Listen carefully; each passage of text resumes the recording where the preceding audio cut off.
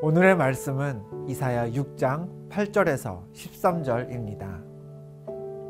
내가 또 주의 목소리를 들으니 주께서 이르시되 내가 누구를 보내며 누가 우리를 위하여 갈꼬 하시니 그때 내가 이르되 내가 여기 있나이다 나를 보내소서 하였더니 여호와께서 이르시되 가서 이 백성에게 이르기를 너희가 듣기는 들어도 깨닫지 못할 것이요 보기는 보아도 알지 못하리라 하여 이 백성의 마음을 둔하게 하며 그들의 귀가 막히고 그들의 눈이 감기게 하라. 염려하건대 그들이 눈으로 보고 귀로 듣고 마음으로 깨닫고 다시 돌아와 고침을 받을까 하노라 하시기로 내가 이르되 주여 어느 때까지니까 하였더니 주께서 대답하시되 성읍들은 황폐하여 주민이 없으며 가옥들에는 사람이 없고 이 토지는 황폐하게 되며 여호와께서 사람들을 멀리 옮기셔서 이 땅 가운데에 황폐한 곳이 많을 때까지니라. 그 중에 10분의 1이 아직 남아있을지라도 이것도 황폐하게 될 것이나 밤나무와 상수리나무가 배임을 당하여도 그 그루터기는 남아있는 것 같이 거룩한 씨가 이 땅의 그루터기니라 하시더라. 선지자 이사야의 시대, 통치자부터 백성들까지 모두가 하나님에게서 멀어졌던 혼란의 시대였습니다.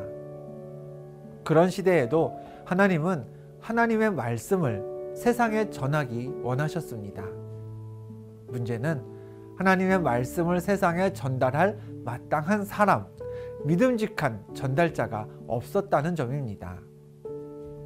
본문 8절에서 이사야는 이런 하나님의 음성을 들었습니다.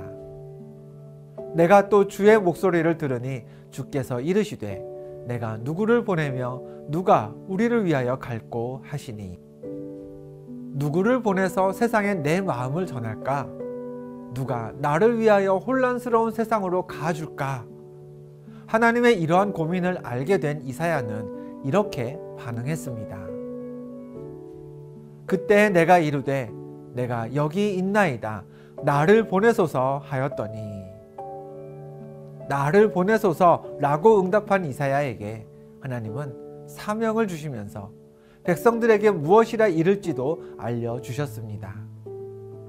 그렇게 사명을 받은 이사야는 궁금한 게 있어 하나님께 물었습니다. 본문 11절입니다. 내가 이르되 주여 어느 때까지니까 하였더니 혼란스러운 세상에 하나님의 말씀을 언제까지 전해야 하는지 이사야가 묻자 하나님이 말씀하셨습니다. 주께서 대답하시되 성읍들은 황폐하여 주민이 없으며 가옥들에는 사람이 없고 이 토지는 황폐하게 되며 여호와께서 사람들을 멀리 옮기셔서 이 땅 가운데에 황폐한 곳이 많을 때까지니라. 성읍이 황폐해져서 거기에 사는 주민이 없을 때까지, 집들에도 사람이 없고 땅도 생명력을 잃어서 사람들이 하나둘 떠나고 황폐해진 곳이 많아질 때까지라는 답을 하나님이 이사야에게 주셨습니다. 결국 이사야가 받은 사명은 세상 많은 것들이 망하고 망가질 때까지 지켜가야 하는 것이었습니다. 하나님은 하나님을 멀리한 백성들의 끝을 이렇게까지 표현하셨습니다. 본문 13절입니다. 그 중에 10분의 1이 아직 남아있을지라도 이것도 황폐하게 될 것이나 10분의 1만 남아있고 9이 사라졌다 하면 이제는 그 남은 하나로 하나님이 새롭게 하나님의 뜻을 세워가도 되지 않을까 싶습니다만 하나님은 마지막 남은 하나마저도 황폐하게 될 것이라고 하셨습니다. 그만큼 하나님에게서 멀어진 자들에게는 남겨져서 누릴 것들이 철저하게 사라진다는 이야기입니다. 그러나 마지막으로 하나님은 한 가지 소망을 전하셨습니다. 밤나무와 상수리나무가 배임을 당하여도 그 그루터기는 남아있는 것 같이 거룩한 씨가 이 땅의 그루터기니라 하시더라. 나무가 베어져도 그 그루터기는 남습니다. 마찬가지로 마지막 때가 되면 하나님에게서 멀어졌던 자들은 열에 하나도 남지 않을 만큼 모든 게 황폐해지지만, 그러나 하나님은 하나님이 지으신 이 세상에서 모든 소망을 다 앗아가지는 않으십니다. 회복 불가능한 상태로 이 땅을 내버려 두시지 않고 다시 하나님 나라를 세워갈 그루터기로 거룩한 씨를 남겨놓으신다 말씀하셨습니다. 구약시대에 하나님은 여러 차례 이스라엘을 돌이키고 돌아오도록 부르셨습니다. 하나님을 잊은 세대가 애굽에서 괴로워할 때 모세를 통해 하나님의 백성임을 깨닫게 하셨습니다. 광야에서 먹고 살 길이 없어 죽는 줄 알고 원망하던 백성들에게 만나와 메추라기를 공급하셨죠. 사사시대에는 하나님에게서 돌아설 때마다 이방 민족들로 하여금 이스라엘을 괴롭히게 하셔서라도 다시 하나님을 찾도록 만드셨습니다.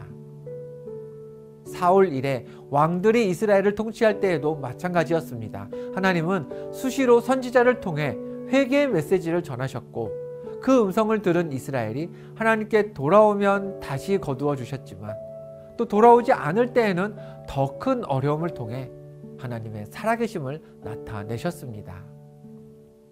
그러나 이제 시대가 달라졌습니다. 들어도 깨닫지 못하고 보아도 알지 못하는 이스라엘을 하나님은 돌이키고 돌아오게 하기보다 그루터기만 남겨두고 모든 것을 다시 세우는 방법을 택하셨습니다.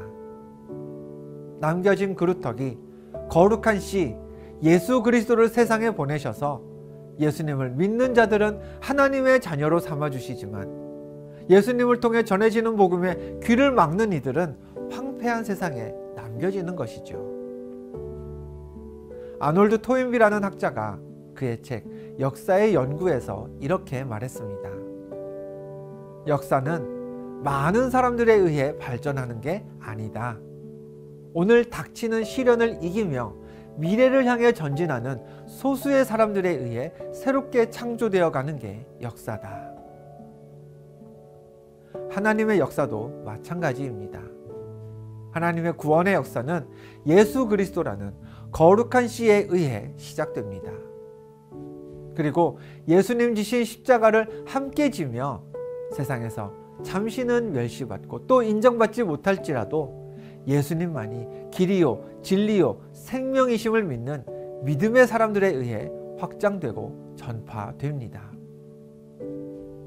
아기 예수가 이 땅에 오신 성탄을 앞두고 우리는 대강절, 기다림의 절기를 살고 있습니다.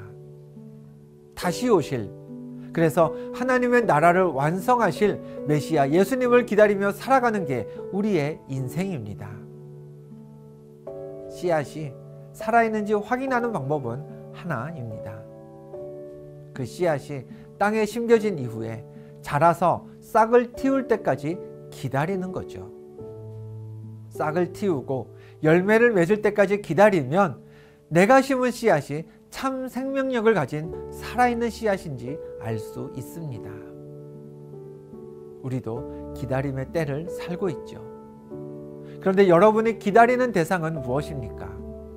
성탄이라는 절기, 성탄절이라는 그 날 자체를 기다리십니까? 아니면 거룩한 씨로 세상에 오신 예수님이 하나님 나라의 싹을 틔우고 영광의 열매를 맺기를 기다리십니까? 오늘은 이렇게 기도하겠습니다. 하나님, 이 땅에 거룩한 씨로 심기신 예수님께서 영광의 싹을 틔우고 열매를 맺을 때까지 하나님 나라를 향한 확실한 믿음으로 기다리는 주의 자녀 되게 하옵소서. 이 땅을 구원할 거룩한 씨 예수님께서 싹을 틔우고 열매를 맺을 그날까지 견실하게 믿음 지키는 하늘 백성 되시기를 주님의 이름으로 축원합니다. 기도하겠습니다. 하나님, 예수 그리스도라는 거룩한 씨를 이 땅에 심어주심에 감사합니다. 예수님이 그루터기가 되어 하나님 나라의 열매를 맺도록 우리도 견실한 믿음으로 하나님 나라를 함께 세워가게 하옵소서. 예수님의 이름으로 기도합니다. 아멘.